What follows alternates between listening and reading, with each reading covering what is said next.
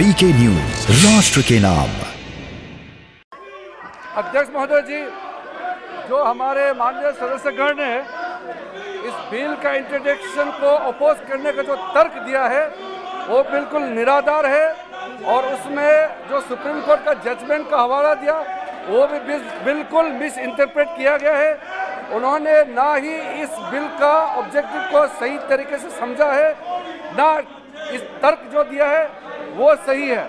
सबसे पहले सर, मैं आपके माध्यम से सदन को जानकारी देना चाहता हूं कि इस देश में अगर सरकार कोई कदम उठाते हैं जिससे जो पीपुल्स रिप्रेजेंटेशन एक्ट में ये कहा गया है कि इलेक्शन का जो इलेक्टोरल रोल होता है तो वो क्रेडिबल होना चाहिए ताकि इलेक्शन ही साफ तरीके से क्रेडिबल हो, और साथ साथ सेक्शन 17 पीपुल्स रिप्रेजेंटेशन एक्ट 1950 में कहा गया है no person to be registered in more than one constituency, no person shall be entitled to be registered in the electoral roll for more than one constituency.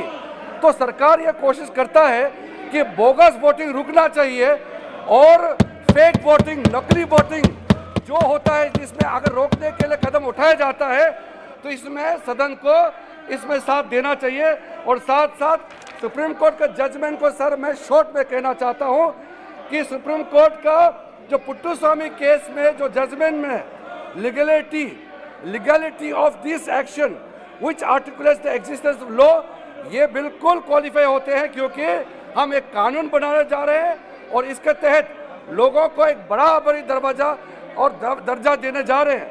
साथ साथ sir इसमें legitimate state M होना चाहिए, यानी कि interest of the state होना चाहिए। तो बिल्कुल इस काम के माध्यम से आधार को इलेक्टोरल में लिंक करने से ये स्टेट का बिल्कुल इंटरेस्ट है। और sir finally test of proportionality में बिल्कुल क्वालिफाई होते हैं, इसलिए ये बिल को पूरे एकजुट से समर्थन करने के लिए मैं आह्वान करता हूं। साबित करने की अनुमति प्रदान की जाए।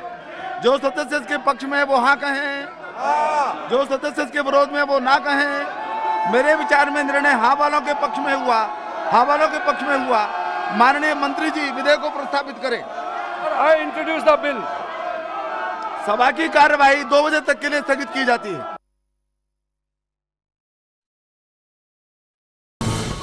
ये है ड्रीम मीडिया नेटवर्क और आप देख रहे हैं देश का पहला 24/7 digital news channel VK news, राष्ट्र के नाम।